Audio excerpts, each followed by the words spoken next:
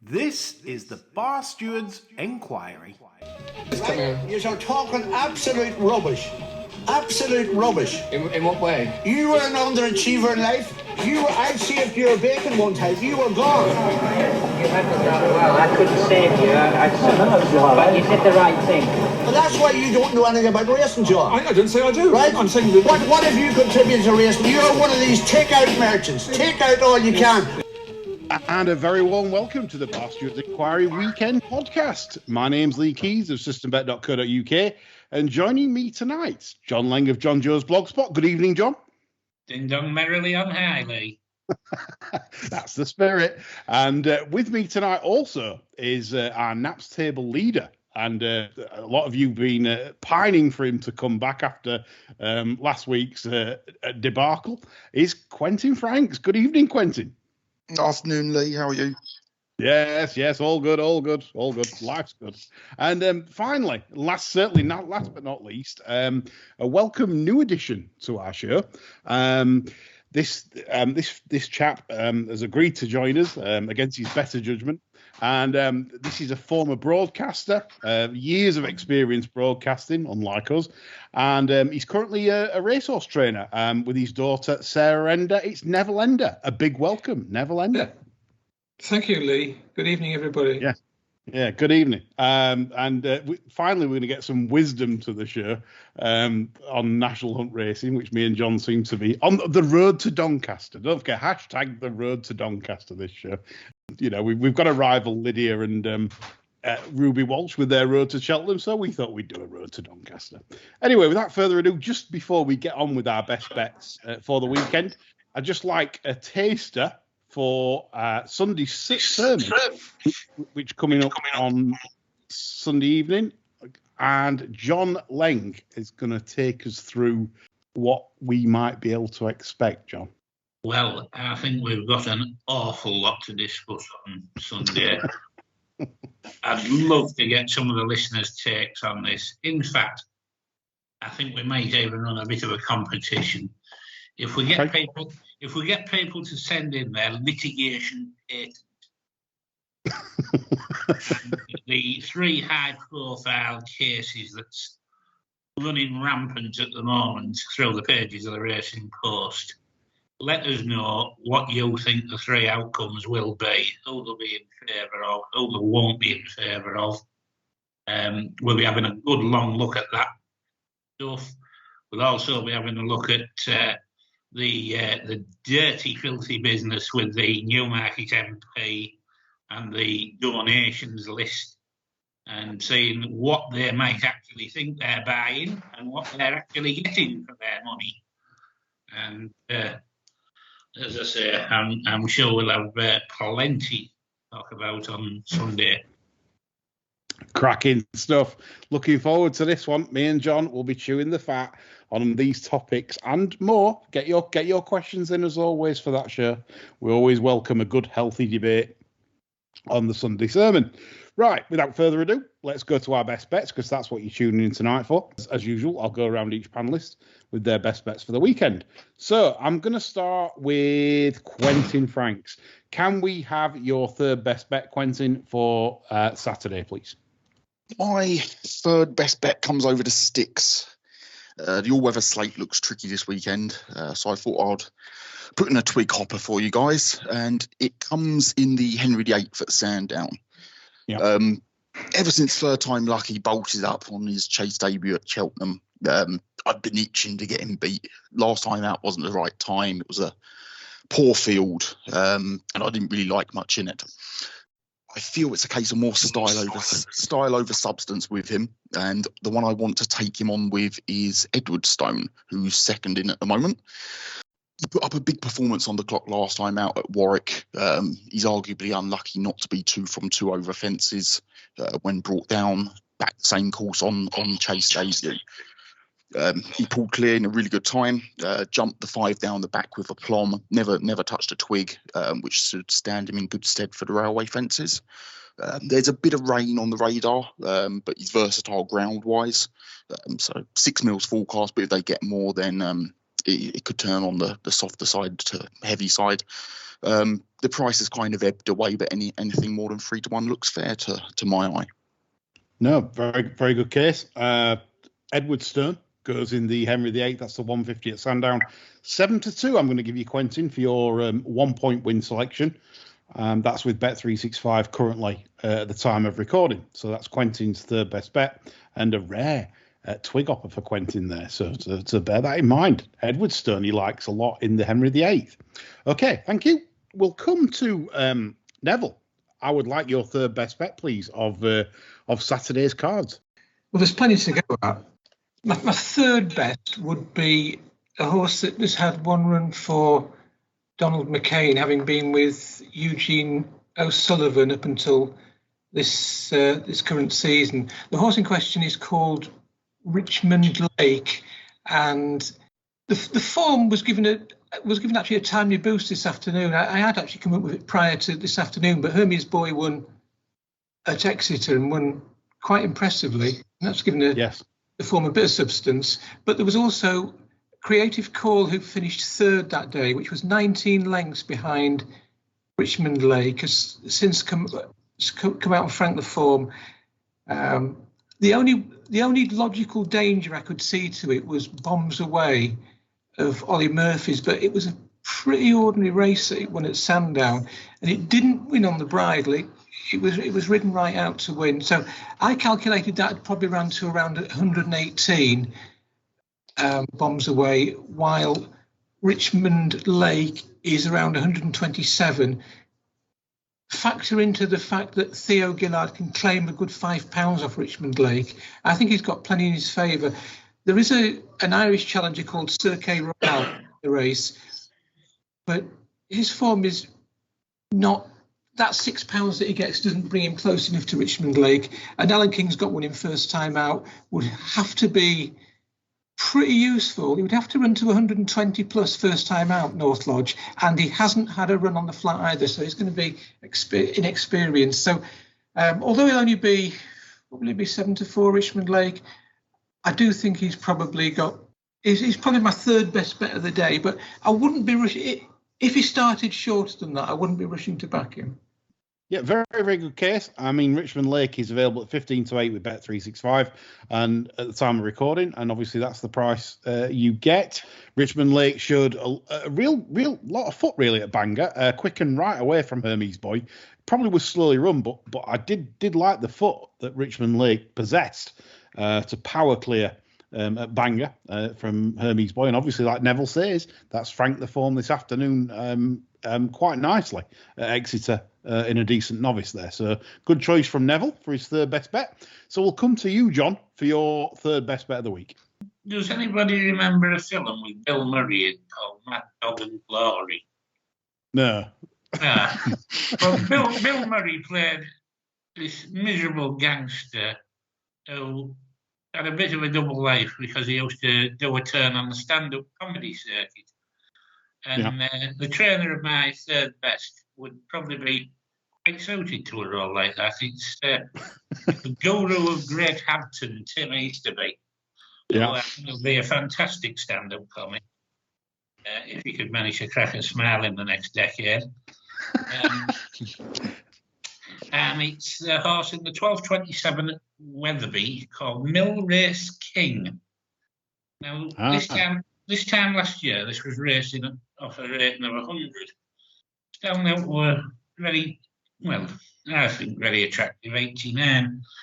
Was a little bit disappointing on the face of things last time, but I think this was a case of the jockey getting to know the horse and having a bit of a fail-up. He's on again tomorrow. And Tim has a happy knack of getting these ones where the jockey's had a fail-up to bounce back from a seemingly poor run and put up a bit of a performance. 4 out of the last 6 times it's been ridden by Will Easterby, and he's utterly useless. And I think this has a proper chance tomorrow at Wetherby, and I'm going half a point each way. Good stuff. Half a point each way, and I'm going to reward you. Well, there's two choices here. Would you like the 3 places at the 11-2 with William Hills, or would you like the 4 places with Skybet at 5-1, John? I'll take the 4 places. 4 places, greedy. greedy pinching from John there. It's not great. It's acknowledgement of the fact that I'm shit over the stick. It's half a point each way for John Milrace King from Cheerful Timborn. Of course, that's the colours of Kilruid, which has won a few races at Sedgefield recently, and they're not averse these connections with getting one a little bit well in and having a little bit of a go. So John there, with his half a point each way, Milrace King in the 12.27 at Weatherby. Thank you, John. My third best bet goes in the listed Fillies. You can't be a listed Fillies event, can you, over hurdles with inexperienced horses to go for your third best bet? But I was trying to find some value, and I went for the Ian Williams trained Malacana. That's in the 130 there at Aintree. Now, this filly impressed me no end at Fakenham when she won. She was faster than the handicap hurdle, and she was also faster than the older age maiden hurdle. So she was faster than the other two hurdles races run over the trip that day. I was impressed how strong she was at the finish. And if you I watched the race Toulouse in France, she was very strong at the death there over a mile and a half under what looked like pretty attritional conditions for flat horses.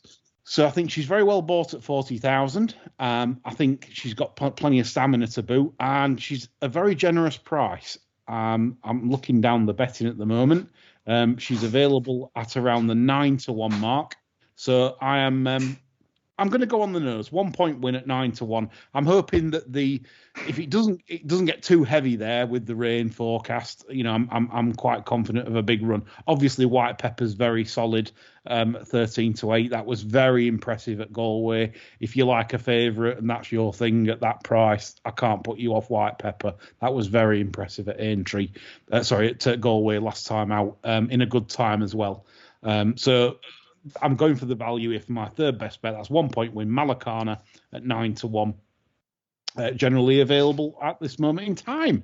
So, okay, chaps, we'll come to our second best bet. I will come to you, John, for your second best bet of Saturday, please. I had a feeling you might. I've tried to take a leaf out of our colleague Andy's boat, and I've had a look at the stats and what have you in the Becher chase, and I've also looked at suitable running styles because I am convinced it appears to be handy on there. And one of the interesting things, what I thought it actually throw up, is that we haven't actually had an Irish winner in the last 10 years of this. All right. Now, whether that means that they're having sighters or what, I don't know. I kind of get the feeling they might, otherwise maybe our darling Rachel might have been over to ride for the Aldi Christopher Lay in this race, but you're not bothering. And the two I've come up with, I'd like to split stakes on these actually. Didero Vallis, who I actually took for the Sefton last year, he bombed out in no uncertain terms. I'm giving him another chance round here. I think he's a suitable candidate. And the other one is Check It Out.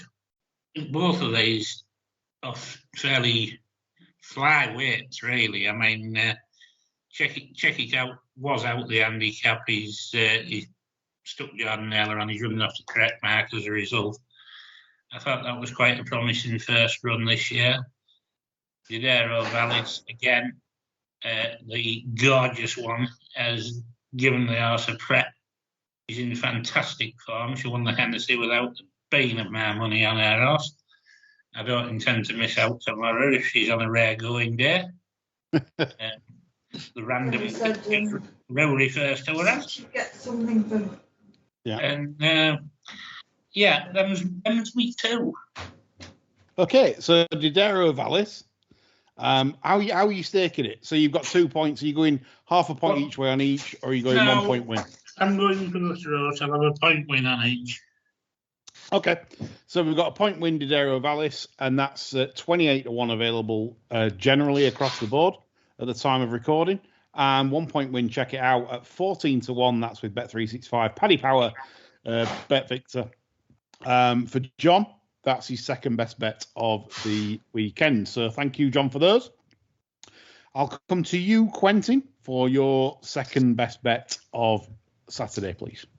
My second best bet of Saturday comes in the last race at Wolverhampton. I've long been of the opinion that gelding One Smooth Operator would be a huge positive. He's looked tricky at times and hangs left, hangs right, but I'm hoping the gelding operation will settle him down.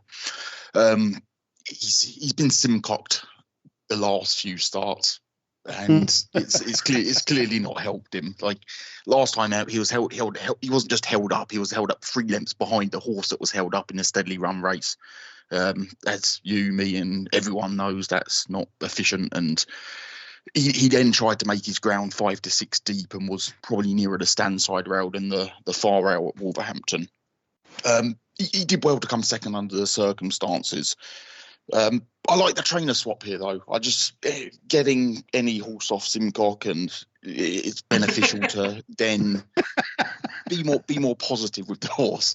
I'm hoping Brian Ellison will do that. They've given the chop.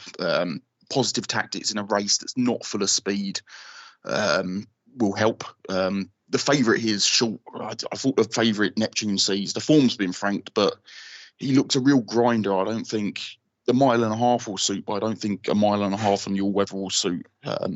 His body of work is not something I like. Richard RHB's probably been lined up for something back at 9.5 here.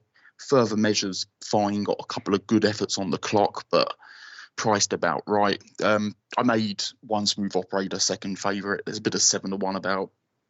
I'm more than happy with that.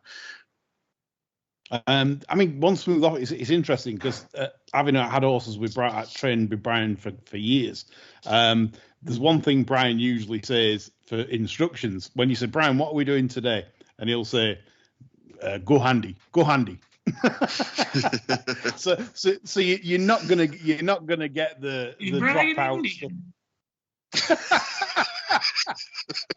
I never knew. It's the gin. I'm sorry. Anyway, I mean, thanks, John. So 7 o'clock at Wolverhampton. Quentin's second best bet is One Smooth Operator. And Quentin, are you on the nose? Obviously, 7 runners. I would think maybe is it 7 runners? 7 runners on the nose, yes, please, Lee. As always, very very rare you will go each way ever. So 7-1 for Quentin for his second best bet. So it's a 2-point win bet, and that will put us all in trouble, further trouble. Be like, I mean, John, this is terrible stuff. 7-1, 2 points win. Quentin's going to put us miles adrift, John. Well, I said he'd have 2 winners, didn't I? And I said we'd do well to get 3 between us. It's like playing Phil Taylor at darts 10 years ago. You know, you hit 140, it's 180. Anyway, so there we go. One Smooth Operator, Quentin's second best bet. Thank you very much, sir. Over to Neville now. I'm intrigued for Neville's second best bet of the weekend, please. Okay, well, I'm going to go to Navan in the 108, which is a huge handicap. It's a very valuable handicap. Indeed, yes. I'm going to go for. I actually think this could be, although there are plenty of runners, and Willie Mullins is mob-handed, and so too are 1 or 2 of the trainers. I do think that Burning Victory could have got in very lightly. She's only ever ran in her life 12 times, and only 4 times over hurdles. And when you consider that she was gifted the Triumph hurdle because Goshen seated at last, but she still finished second in the Triumph hurdle. It's the second ever start over hurdles, and she's only had she had two more runs over hurdles subsequently when she won in France, and she's been handicapped over 2 miles. She's never raced beyond 2 miles over hurdles. She's now running over 3 miles, and when you consider that she finished second in the Cesarewitch to Buzz, who was a very high-class hurdler himself, off a mark of 98, when you factor that she's running off 143 over hurdles, she could be a snip. And I know these are difficult races. I'm not kidding myself that, and she could go off a ridiculously silly price. It's quite possible that everybody could be thinking exactly the same thing as me. But I do think off 143, where she's been handicapped over 2 miles, she should surely improve the going up in trip, because all the platform is over longer distances. I think she could be a handicap snip. I think she's one of these horses that will either win on the bridle or come nowhere. But that for me would be my second best bet of the day. No, it's a good case, real good case. Like you say, it is a very, very solid kind of profile that Burning Victory, the mare's building up. Yeah. And like you say, could be quite a snip indeed. I mean, so 5-1 is available, Neville, general. Are you an each way man here, or are you on the nose? Oh, on the nose. Yeah. Straight on the nose. Two points win for Neville, no messing around. 2 points win at 5-1, generally available. And I agree with Neville there. This is the kind of race where it is tricky and they're very difficult to win. But I could also see it going off very, very well backed. In terms of that sort of profile, you know, this is a serious level of form that she's ran to already, and very unexposed. Great selection, Neville. Thank you. So we'll come on to my second best bet, and I agree with Mr. Franks. I am with Edward Stone. I think this is the value in the race. I was quite astonished by Timeform's comments regarding Third Time Lucky last time as idling in front after the last. I'm not so sure. I think the horse was fairly empty. The horse was emptied out up at Cheltenham running before over hurdles, and I do think this is a horse that jumps fantastically well, incredibly slick, which can suit Sandown, but not necessarily the hill, where there's a long running. You can imagine Third Time Lucky jumping like a stag, travelling all over them, looking like the winner. Then you've got the big hill after the last. And this is a horse that either doesn't want to be in front too long or just empties out, you know, through lack of stamina. So I thought that was opposable. I'm also against Il Ridotto because Newbury made him look very good. I did feel that the pace of the race was really sound, and the three that made the pace look knackered on the running as he just picked them up. He did look an high-class horse, but given the right circumstances, I'm not sure Sandown will give him that scenario where he can just pick horses off. I think it's a different kind of test to Newbury last time, and I'm more with Edward Stone because this horse, as long as they don't crawl, which this would be sort of a rare occurrence in a race like this if they do crawl. Edward Stone for me shapes like he's going to be able to pick them off quite comfortably on the race. I think he's the best horse without a doubt. I'm certain he's a better chaser than Third Time Lucky. He looks the value at the prices, and that's the reason why I'm wading in with Mr. Quentin Franks. For a 2-point win bet on Edward Stone, just to stiffen Quentin Frank. So, on the subject of Third Time Lucky emptying out, do you think he was anywhere near as empty as the lads that bought their horse with Skelton?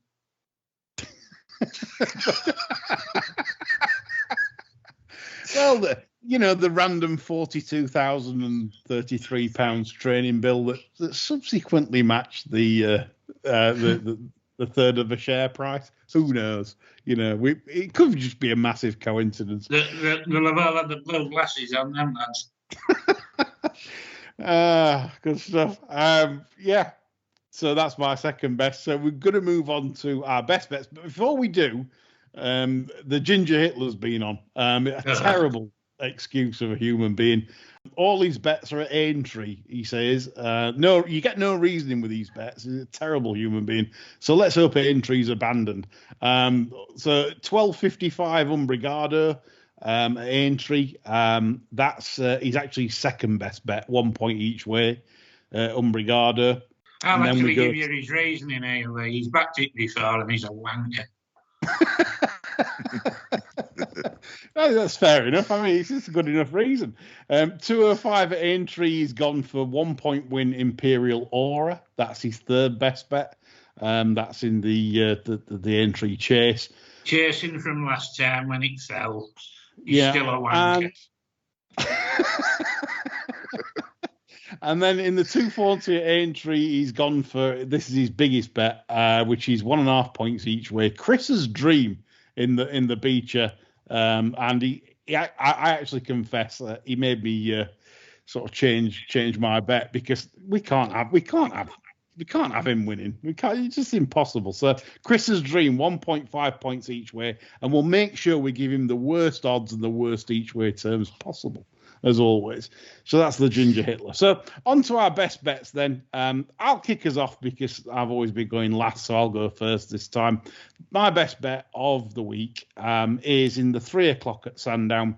That's the Stain, the real big Stain race. The Betfair Exchange London National, and the price is under pressure. It's more under pressure than Gisley and Maxwell at the moment. And 3-1 Deja Arbor is just about value, I would say. I would have it shorter. I'd have it 9 or 4, 2-1. I think this horse will prove different class today, and that's where my best bet's going. This horse shaped well over hurdles on reappearance. It's a 2-time course winner.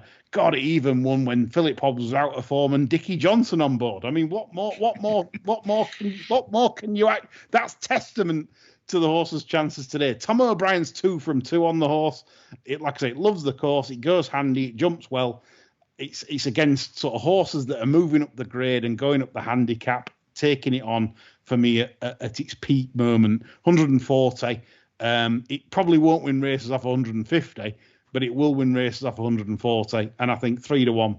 That's very fair. Get on now. Coral, Betfred, Betway, Boyle Sports, you name it. Ladbrokes, 3-1. Yes, tremendous. So Deja Arbor is my best bet of the week at 3-1. They're generally available with idiot tin pot firms. Right, so we'll move on to John. Your selection, please. Your best bet of Saturday, please. This is in the 335 at Sandown. Yes. And I'm a little bit concerned about Metier. It still has potential, but I think it may want proper date ground. And the one I've been inexplicably drawn to is Benson. I did actually know. Did you used to watch Benson? I did. I was just thinking actually. Benson was probably the 4th coolest black man I've ever seen. Yeah. He'd be a little way behind Geoffrey from the Fresh Prince of Bel-Air, and some distance behind Mikey Holding and Tony Cozier. Yeah. But I mean, Tony Cozier gets black man points for actually sounding like a really cool black man and not actually being black. Yeah. Top of the tree, tremendous from him. Anyway, back with Benson.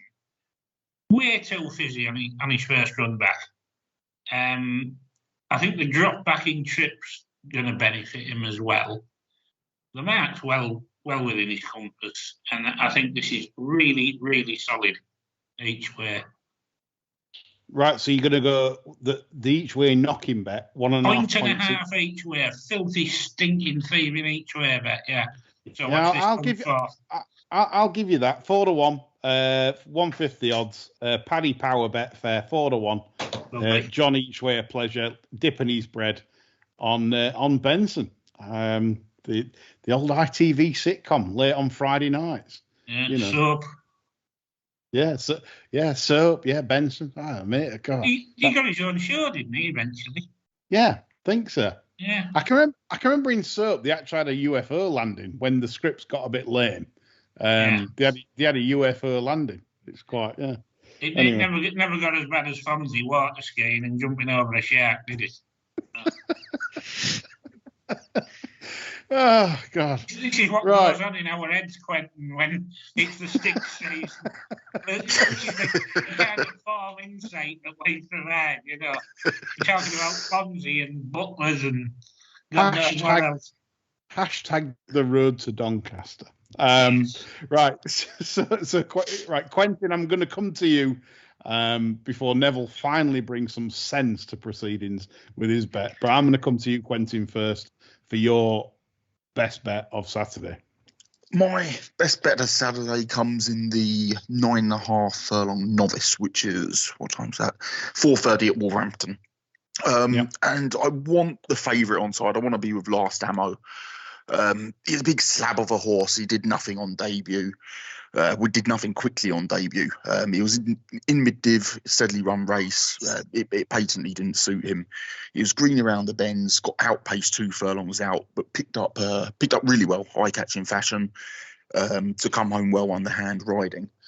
He looked to be going backwards at the 2 furlong pole, to be honest. Step up in trip here will really suit. He's half brother to Shattuck, and the dam was a 10 furlong winner. That's going to bring about significant improvement and more improvement than the market's given him credit for.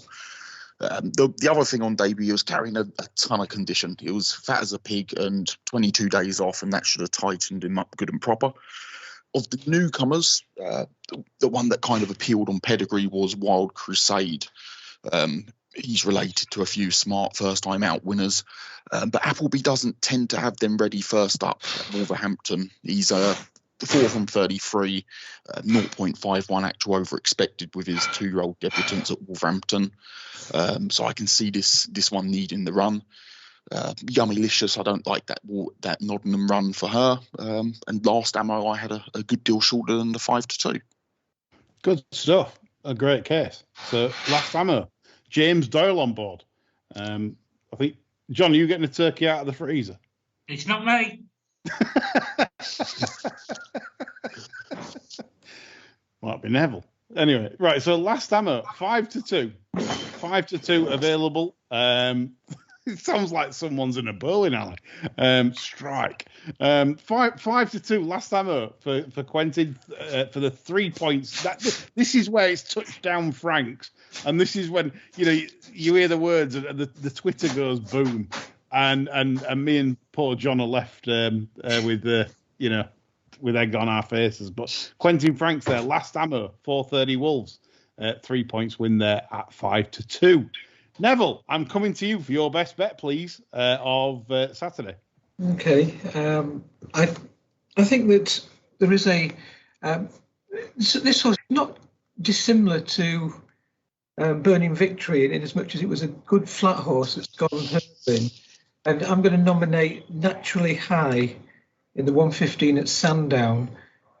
I am disappointed to see, I've just had a quick look on Odds Checker, and the odds aren't as big as what I hoped they would be. But if you look at this horse, I know that he's had a big break. He had a 923-day absence from September 2018 to March 2021. So obviously there's been a serious problem somewhere, almost a career-ending injury, but they brought him back, and I don't know whether they were just getting him handicapped or not, but they seemed to go for a touch at Lingfield last time. He started 6-4 in a just a 0 to 100 handicap, but off 88 he absolutely bolted up.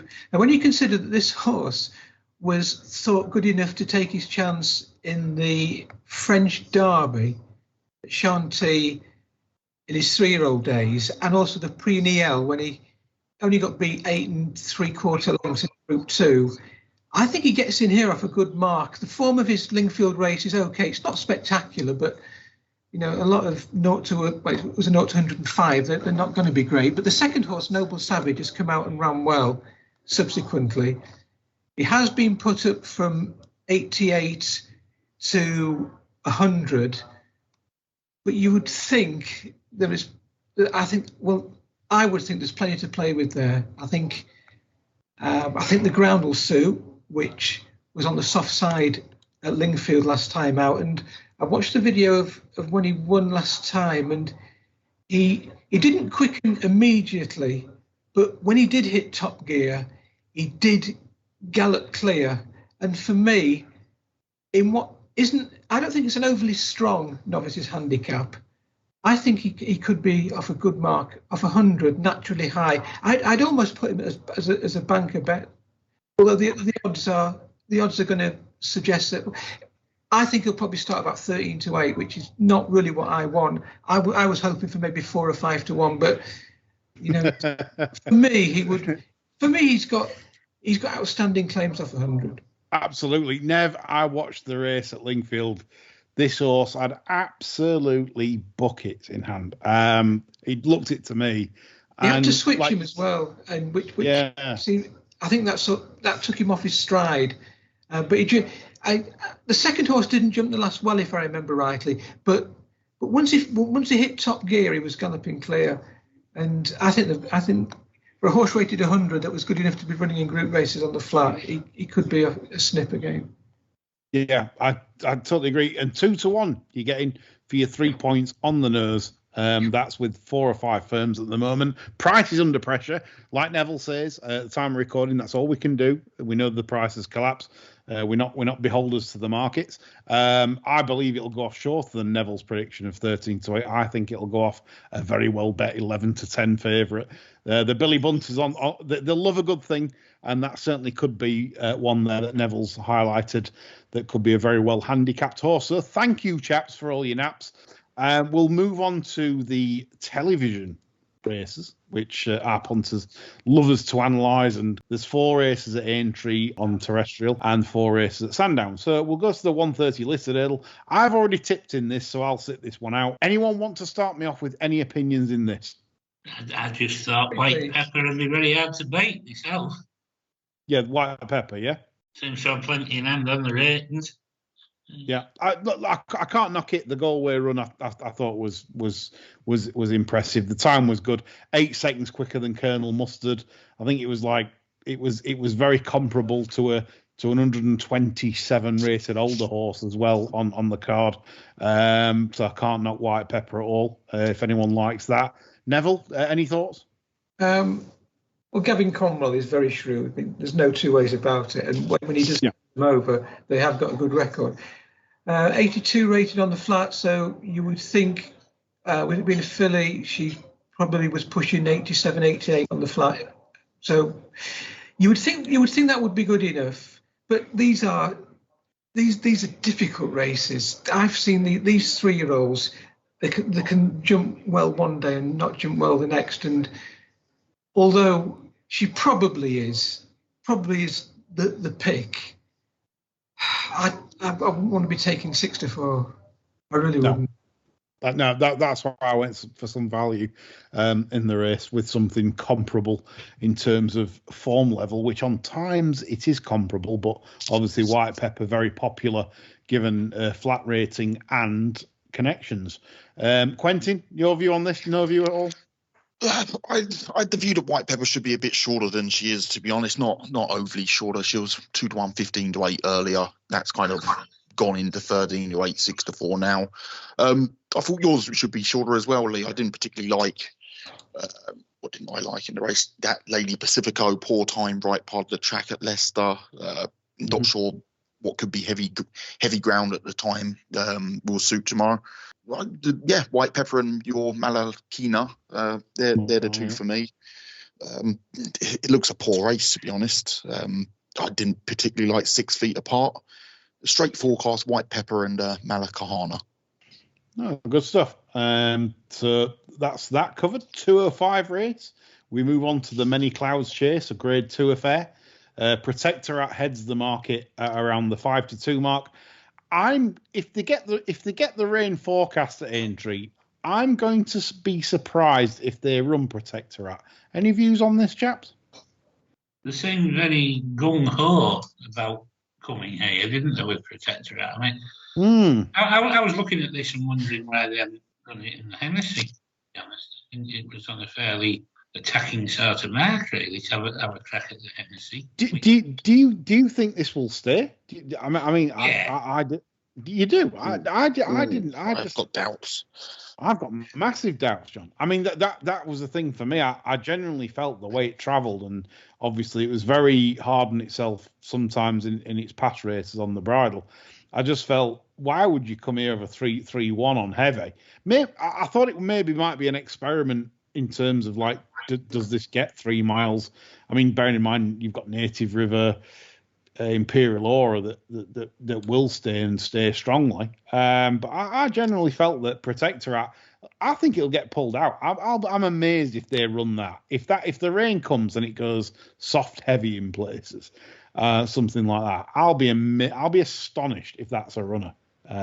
Neville, thoughts? I'm with you on this. I don't think that Protectorate should be favourite because there's a huge question mark as to whether he will get the trip.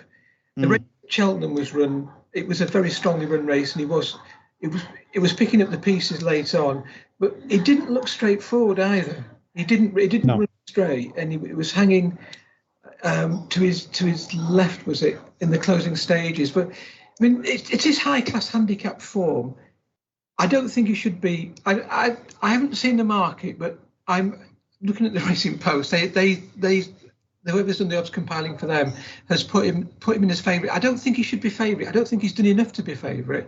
And the question mark is the stamina, and also, and this might be an awful thing to say, but Harry Skelton's not on. Bridget Andrews is on this time, which is I've nothing against Bridget Andrews, but she isn't Harry Skelton. Yeah, must also point out in this race that Native River last season in this race, the Tizard Yard was under a cloud. But only ran to about 150 in this for me, was beaten by Lakeview Lad. Now he's getting a bit older as well on top of that, but I do expect him to run better than the 150. But I don't think, if punters are thinking, well, heavy ground, Native River, and this will be brilliant, I don't think we're looking at a lifetime best from Native River either. I think we're looking at 160ish if he's right, that kind of level at his age, Imperial Aura probably should be favourite, I think. You won't get down, will he? Well, that's the thing as well, John. Yeah, I mean, Haydock, he's fell. Like you say, he's a tricky old race. This course is seriously underestimated as regards trickiness for jumping. For me, this is a lot snaggier than the national course these days. Yeah, and I could not entertain what I think is a fairly iffy jumper in Imperial Aura. Yeah, and probably Tiger. Sorry, Ned. I was going to say, if you take out Native River, it really shouldn't be a Grade 2 race. I think it's just like a good handicap, really. I mean, you can pick holes with several. Two Amigos has no chance. That's been, well, I think she was going to put that in the Welsh National, and she forgot, and I think that's going for the National. That's what you're doing for. Tiger Roll certainly isn't going to win it. Wishing he's only a handicapper. You look through the race and you see Imperial Aura. I think David Bass asked Imperial Aura a question that he couldn't answer at Haydock. He wasn't meeting that fence on the right stride, and I wasn't surprised that he came down. I think he probably would have been second if he stood up. Yeah. But a £6 penalty makes life very difficult. I think Native River will win it because I think it's a class horse. And last year, Native River, it was a flat race last year. They took out so many fences that it was never going to suit him. I think if the rain comes, if it just stays soft, I think he's probably different class to them. If he's ready, I think they're going to pick and choose his races, and I think they'll have him ready first time. I think he'll win because I think he's the best horse in the race. And the best pilot by miles in John Joe O'Neill Jr. So good call, Nev, putting me straight there with regards to the fences missed out last season. Thank you, Neville, for that. So we'll move on to the 240, which is the Becher. Obviously, John has got his selections in here. The Ginger Hitler with Chris's Dream. I was with Chris's Dream in terms of it was going well in the national. It's obvious to the punter's eye. John Joe O'Neill Jr. book there. Neville, Quentin, any thought on the Becher? I was with you, Chris's Dream, going well. Unseated rider, John Joe's up. Snow Leopardess has some decent efforts on the clock. Probably should be suited by a front-running attacking ride for this, but it was tricky, wasn't it? It's a tricky race. Chris's Dream for me, which begrudgingly side with the Ginger Hitler. We want it beat, really. Neville, you in? Yeah. Well, these races don't appeal as betting races. No. You can only have a fun bet or an interest because you can't wade into these races. I thought Achille looked interesting. Venetia Williams is as good as anybody at getting them ready first time. If you look through Achilles' form, all his best runs are after a long break, and he's making his seasonal debut tomorrow. He did run in the was it the Midlands National at Uttoxeter when we last saw him on ground that probably wouldn't have suited him. He looked to have gone off a reasonable mark. I thought Snow Falcon was an alternative that could run well. He's got down to a really good racing weight, 144 when you consider that he was running off 155 plus, and he's not. It's only a year ago that he was running off those marks.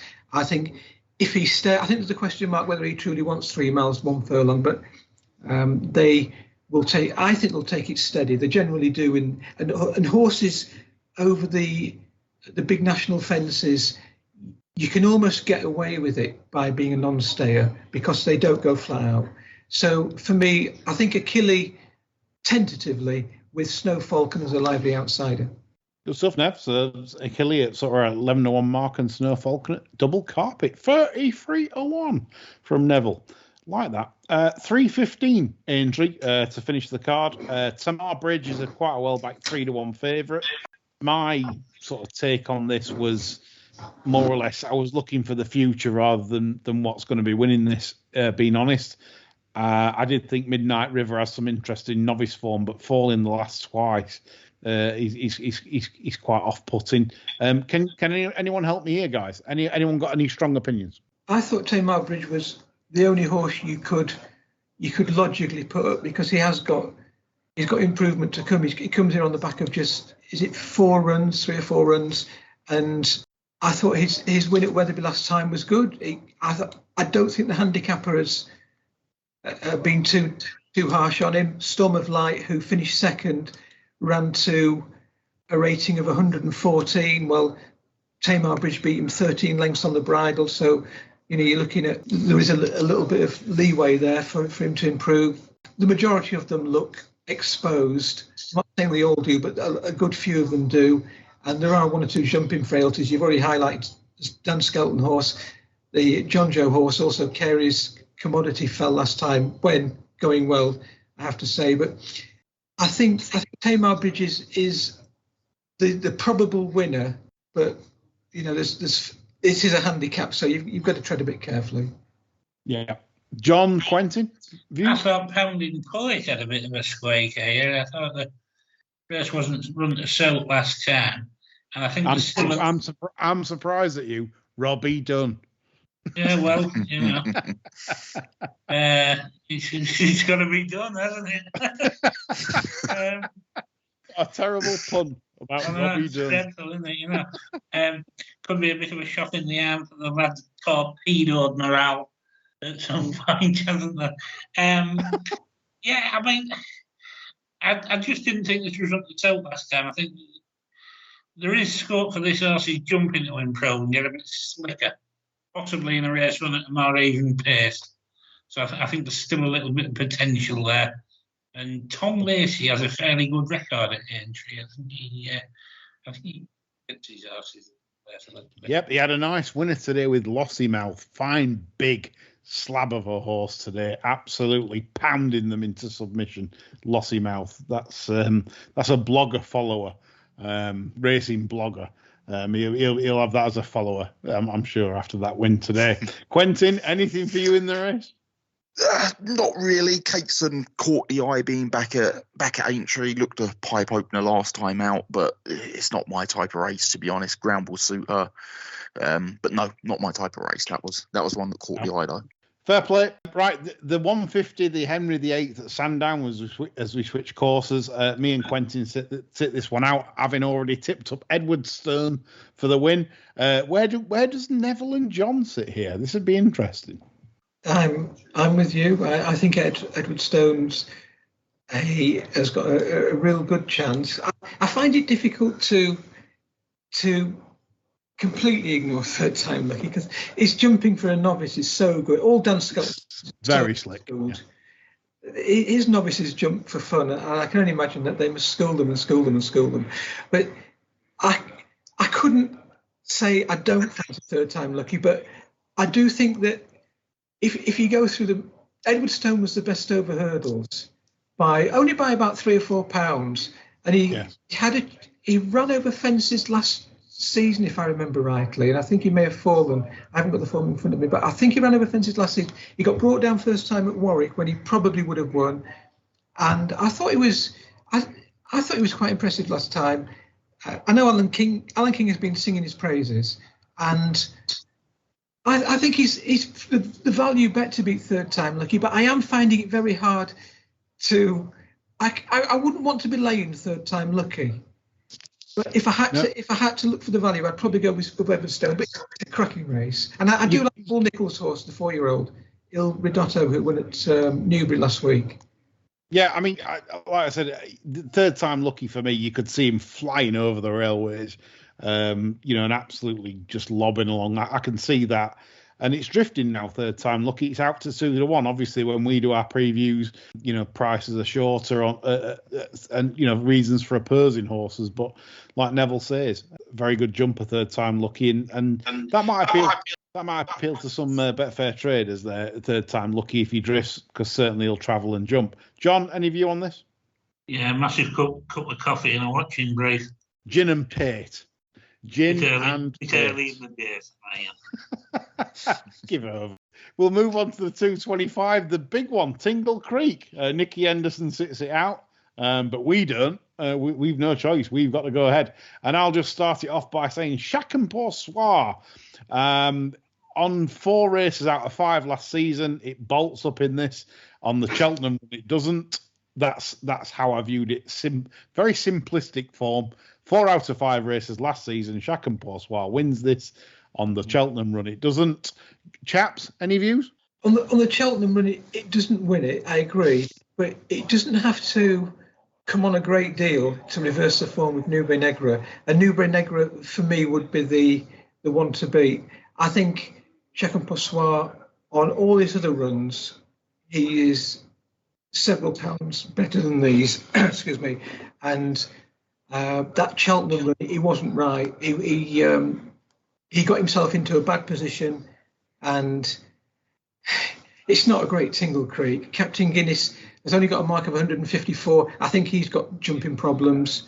He fell last season and unseated. Was it at Punchestown? Green Teen is a good horse, but he doesn't strike me as a Grade 1 winner. Hitman isn't good enough. He got beaten the Holden Gold Cup, and he's rated 154. For me, it revolves around the two favourites, Chacun Pour Soi and Nube Negra. And I think Nube Negra is a very good horse, but I don't think he's got the class of Chacun Pour Soi. Totally concur with that. John and Quentin, thoughts? I went 8 to 11 Chacun Pour Soi. I thought that was the right price. I nabbed a bit of 2.0 on the machine earlier today. Ooh, you thief. He's the best of these, isn't he? Like people question, like you said, it's one poor run. Everything else last season, strong on the clock, strong form wise. Nube Negra's improving, but he's still got a fair bit to find. 8 to 11 was the right price for me. It's still what 10 to 11 about. That's fair. 10 to 11 still 10 to 11 at level. Yep. John, anything to add? Yeah, where's Blackmore going to Sandown for one there? I don't know really. Interesting. Yeah, and I mean, she's turned down the obviously the Aintree ride on Chris's Dream. Baffling, isn't it? Yeah, I agree. Probably a point worth airing. I mean, I agree with Neville on ratings, like you say, Captain Guinness. But are people looking at the Rachel thing at 18s, maybe? The question is, has the Aldi Christopher Lay had the carrots out? The good old Irish carrots that usually come out at some point during the season. Mick Winters sometimes puts the carrots out. Sometimes Paul Hennessy, sometimes a few others. But anyway, I mean, it just seems an amazing thing for her to go there. With Captain Guinness, you wouldn't exactly bet your bollocks on not making a hash of the railway fences. And, here we are. Chris's Dream was going begging. No thanks. I'm off to Sandown. Maybe date night in the smoke, John. It's a visit to London, the Tower of London, to to see Dignitary, maybe. I Don't know. I don't think our darling Rachel will be having a quick turn by the big city now. Fair enough. Right, we'll move on to the London National at 3:00. I'm sitting this one out. So I'm going to, because I've tipped Deja Arbor. So I'll leave it to you three to chime up with your fancies, please. Well, I'm with you, Lee. I think Deja Arbor is a real Sandown specialist. 2 from 2, stays well. I thought that run over hurdles at Aintree was a very promising introduction. I don't know why they're putting back over hurdles. Maybe they were protecting his mark for some reason, but he ran really well off 135, second to an ex-Mullins horse, Kashari, who's on his day is a good horse.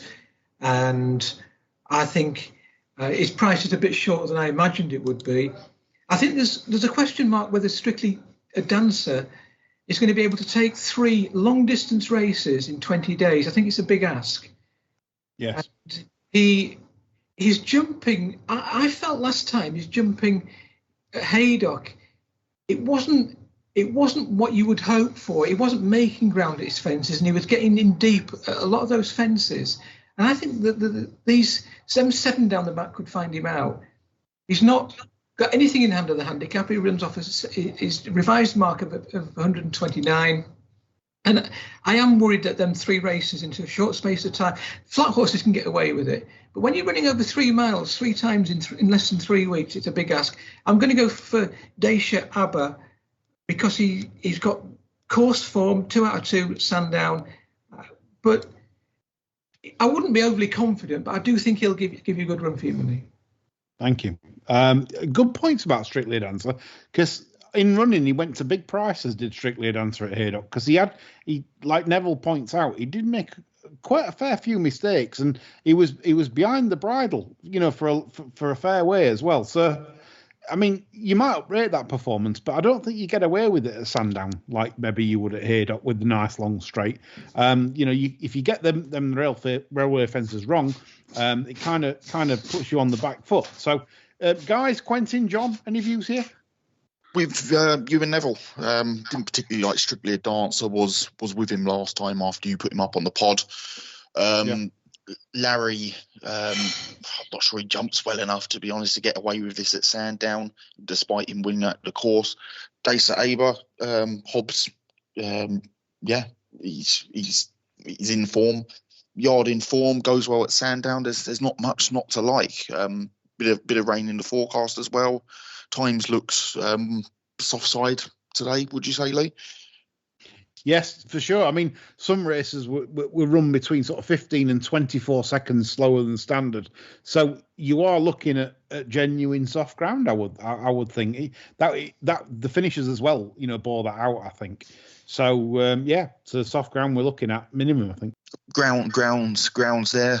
Only thing not to like is the price that's going. But I'll trust your judgment. And what did you say? 9 to 4, 2 to 1 shot. Yes. Well, Yeah. I think Deja Arbor is around a 2 to 1, 9 to 4 chance, basically because there's no upside for Lane in pre-play because he's going to go handy. He jumps well, so there's not really much upside for Lane in pre-play or thinking he's going to get held up or behind. And it's a front running course if you're out there and jumping well. And so that was my price. So thanks for that, Quentin. John, That's the one for me. I hate these races. I mean, look at these bastards. They're nearly all got gear on, They're all as sour as assholes. Are they as sour as you, John?